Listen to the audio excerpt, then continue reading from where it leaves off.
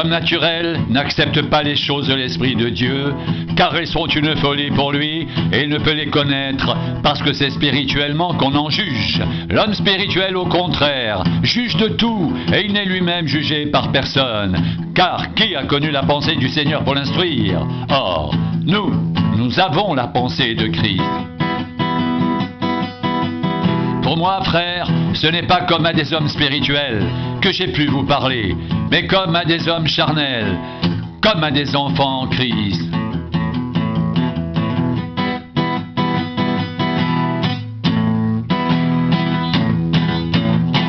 Je vous ai donné du lait, non de la nourriture solide, car vous ne pouviez pas la supporter. Et vous ne le pouvez pas même à présent, parce que vous êtes encore charnel.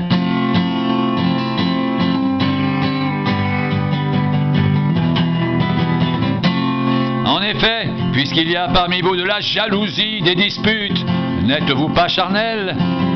Et ne marchez-vous pas selon l'homme? Quand l'un dit « moi je suis de Paul » et un autre « moi je suis d'Apollos », n'êtes-vous pas des hommes? Qu'est-ce donc Apollos? Et qu'est-ce que Paul? Des serviteurs, par le moyen desquels vous avez cru, selon que le Seigneur l'a donné à chacun. J'ai planté, Apollos a arrosé. Mais Dieu fait croître, en sorte que ce n'est pas celui qui plante qui est quelque chose, ni celui qui arrose, mais Dieu qui fait croître. Celui qui plante et celui qui arrose sont égaux, et chacun recevra sa propre récompense selon son propre travail.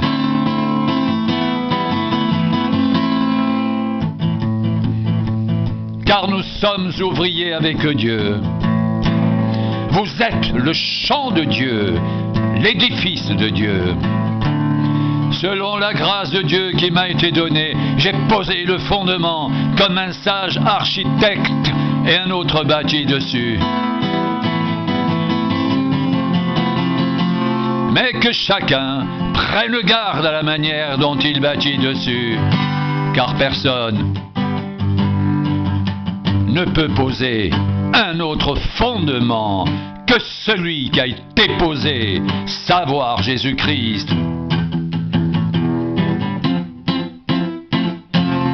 Or, si quelqu'un bâtit sur ce fondement avec de l'or,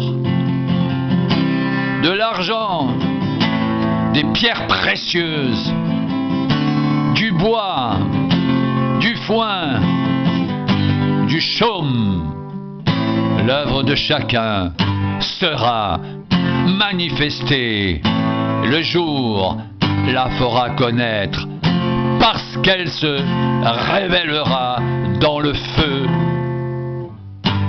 Et le feu éprouvera ce qu'est l'œuvre de chacun.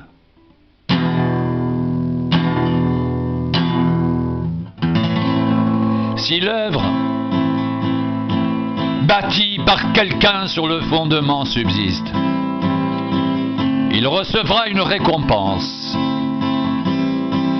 Si l'œuvre de quelqu'un est consumée, il perdra sa récompense.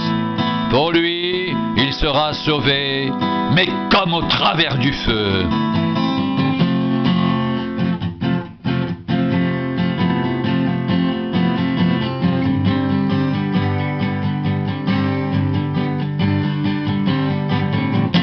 Ne savez-vous pas que vous êtes le temple de Dieu et que l'Esprit de Dieu habite en vous?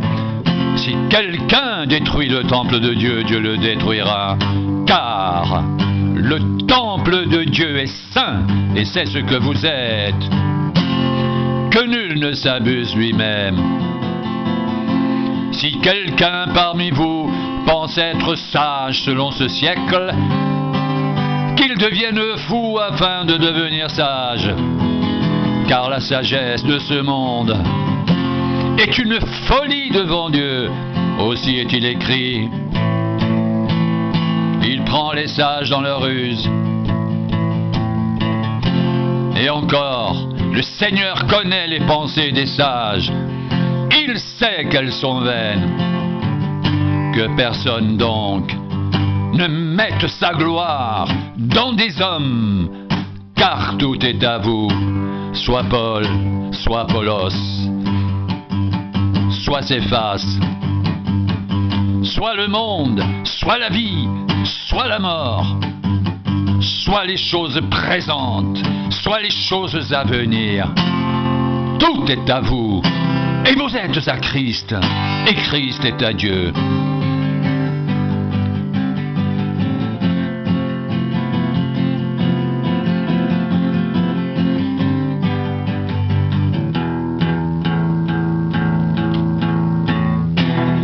Ainsi, qu'on nous regarde comme des serviteurs de Christ et des dispensateurs des mystères de Dieu. Du reste, ce qu'on demande des dispensateurs, c'est que chacun soit trouvé fidèle.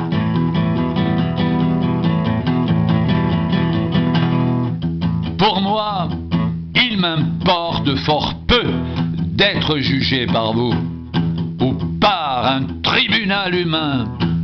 Je ne me juge pas non plus moi-même, car je ne me sens coupable de rien. Mais ce n'est pas pour cela que je suis justifié.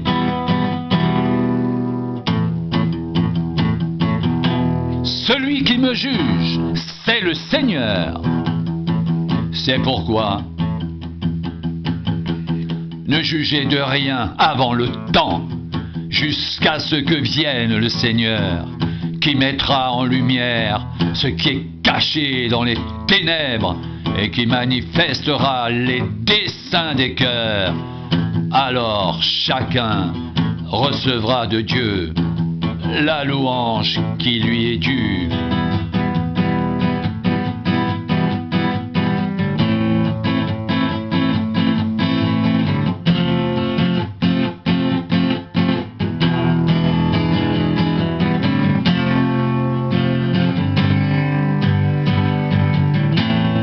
C'est à cause de vous, frères, que j'ai fait de ces choses une application à ma personne et à celle d'Apollos, afin que vous appreniez en nos personnes à ne pas aller au-delà de ce qui est écrit et que nul de vous ne conçoive de l'orgueil en faveur de l'un contre l'autre. Car qu'est-ce qui te distingue ? Qu'as-tu que tu n'aies reçu? Et si tu l'as reçu, pourquoi te glorifies-tu comme si tu ne l'avais pas reçu?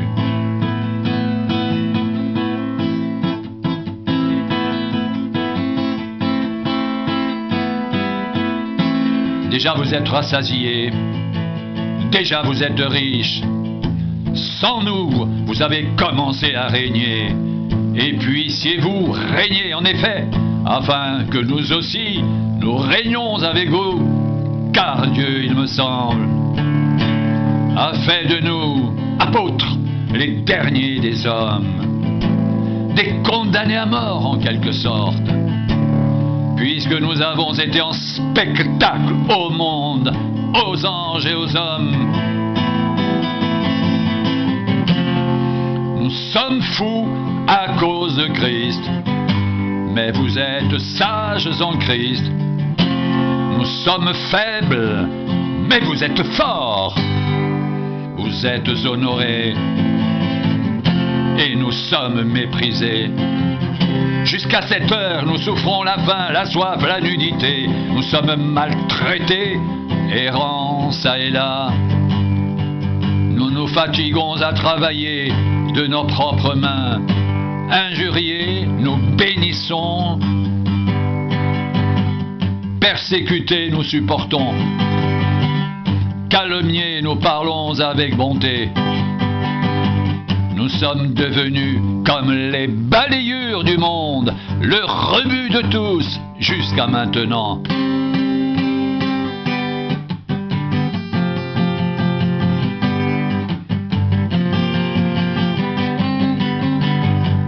Ce n'est pas pour vous faire honte que j'écris ces choses, mais je vous avertis, comme mes enfants bien-aimés, car même si vous aviez 10 000 maîtres en Christ, vous n'avez cependant pas plusieurs pères, puisque c'est moi qui vous ai engendré en Jésus-Christ par l'Évangile.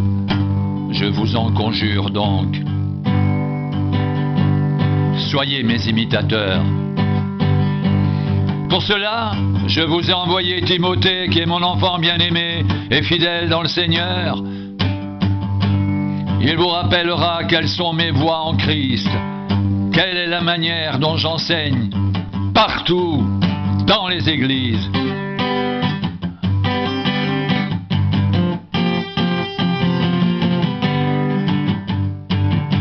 Quelques-uns se sont enflés d'orgueil, comme si je ne devais pas aller chez vous.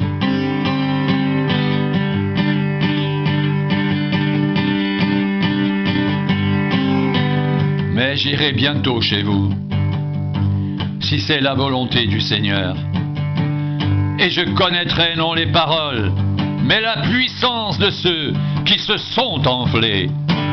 Car le royaume de Dieu ne consiste pas en paroles, mais en puissance. Que voulez-vous? Que j'aille chez vous avec une verge ou avec amour et dans un esprit de douceur? C'est bien à tort que vous vous glorifiez.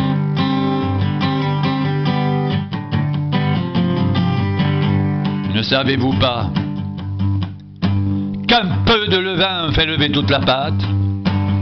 Faites disparaître le vieux levain, afin que vous soyez une pâte nouvelle, puisque vous êtes sans levain, car Christ, notre Pâque, a été immolé.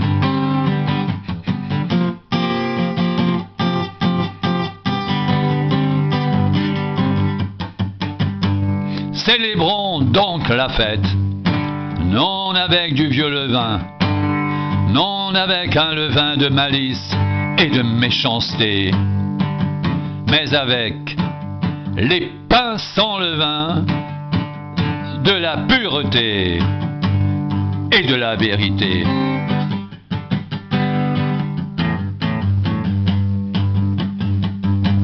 Je vous ai écrit dans ma lettre de ne pas avoir de relation avec les débauchés, non pas d'une manière absolue avec les débauchés de ce monde, ou avec les cupides et les ravisseurs, ou avec les idolâtres. Autrement, il vous faudrait sortir du monde. Mais ce que je vous ai écrit, c'est de ne pas avoir de relation avec quelqu'un qui, se nommant frère, est débauché ou cupide ou idolâtre ou outrageux ou ivrogne ou ravisseur, de ne pas même manger avec un tel homme. Qu'ai-je en effet à juger ceux du dehors? N'est-ce pas ceux du dedans que vous avez à juger? Pour ceux du dehors, Dieu les juge.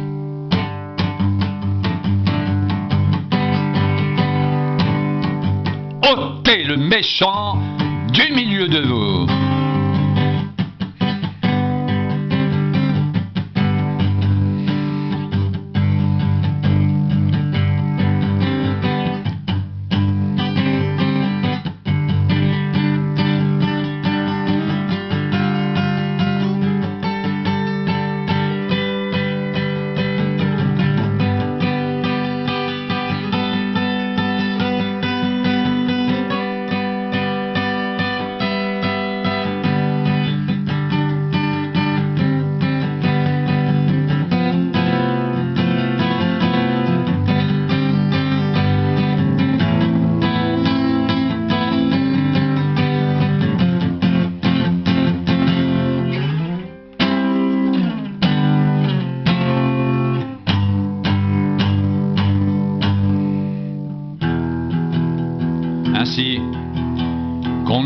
regarde comme des serviteurs de Christ, des dispensateurs des mystères de Dieu.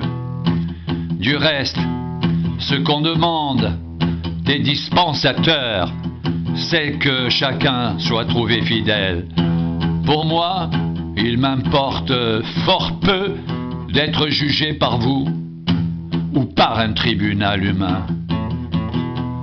Je ne me juge pas non plus moi-même, car je ne me sens coupable de rien.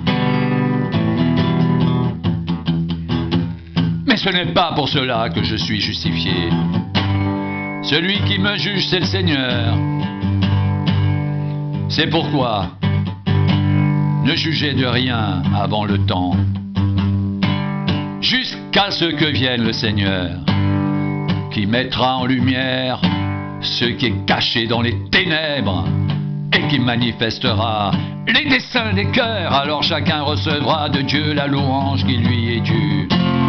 C'est à cause de vous, frères, que j'ai fait de ces choses une application à ma personne et à celle d'Apollos, afin que vous appreniez en nos personnes à ne pas aller au-delà de ce qui est écrit, et que nul de vous ne conçoive de l'orgueil en faveur de l'un contre l'autre. Car qui est-ce qui te distingue? Qu'as-tu que tu n'aies reçu? Et si tu l'as reçu, pourquoi te glorifies-tu comme si tu ne l'avais pas reçu?